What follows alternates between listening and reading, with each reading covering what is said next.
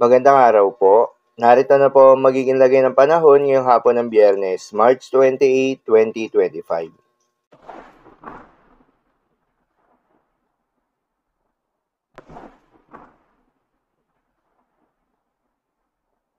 Sa kasalukuyan na tayo sa pag-asa, yung binabantayan na low pressure area sa loob ng Philippine Area of Responsibility ay patuloy pa rin nakakaapekto sa may Eastern Visayas at ilang bahagi ng Bicol Region at Mindanao. Dahil dito ay asahan yung maulap na kalangitan na may kalat-kalat na mga pagulan at thunderstorms.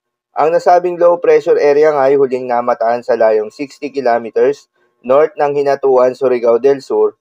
Hindi naman ito inaasahan na lalakas bilang isang bagyo within the next 24 hours. Ngunit asahan na magdadala pa rin ito ng mga pag-ulan habang papalapit ito sa ating kalupaan na posible ring malusaw ngayong darating na weekend.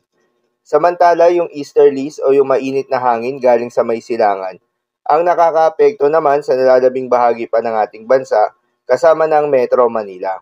Dahil dito ay asahan naman yung bahagyang maulap hanggang sa maulap na kalangitan na may mataas na tsansa ng mga pagulan pagsapit ng hapon o gabi. At dahil nga sa epekto nitong low pressure area, asahan sa Caraga, Eastern Visayas, Albay, Sorsogon, Masbate at Catanduanes ang maulap na kalangitan na may kalat-kalat na mga pagulan at thunderstorms. Posible ang mga pagbaha o pagguho ng lupa dahil sa katamtaman hanggang sa kung minsan ay malakas na pagulan. Habang sa Metro Manila at nalalabing bahagi ng ating bansa, ay asahan naman yung bahagyang maulap hanggang sa maulap na kalangitan na may kalat-kalat na mga pagulan o thunderstorms na dulot ng easterlies. Posible rin ang mga pagbaha o pagguho ng lupa during severe thunderstorms.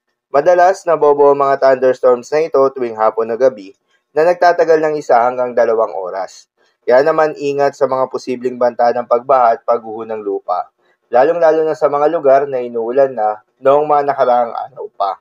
Para naman sa heat index forecast, narito yung mga lugar na makakaranas ng matinding init ngayong araw, kabilang dyan ang Dagupan City, Pangasinan na aabot sa 46 degrees Celsius, 43 degrees Celsius naman sa may General Santos City, South Cotabato, habang 42 degrees Celsius naman sa may Tuguegarao City, Cagayan, Apari, Cagayan, Subic Bay, Olongapo City, Sangley Point, Cavite at Cuyo, Palawan, habang 39 degrees Celsius naman sa may Metro Manila. Paalala lamang po na huwag kalimutang magdala at uminom ng tubig at magdala rin ng payong kung may lakad.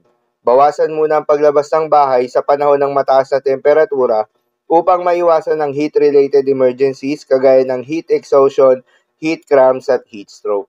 Para naman sa magiging lagay ng mga dagat baybayin, ayon sa pag-asa ay wala tayong nakataas na gale warning sa anumang seaboards ng ating bansa. Kaya naman malayang makakapamalaot yung mga kababayan nating mangingisda at yung may mga maliliit na sasakyan pandagat, ngunit iba yung pag-iingat pa rin, lalo na kung meron tayong offshore thunderstorms activity. Asahan yung paglakas ng hangin at kakakibat nito ay pagtaas rin ng mga pag-alon. So yun lamang po para sa lagay ng panahon ngayong araw ng Biyernes. Keep safe everyone.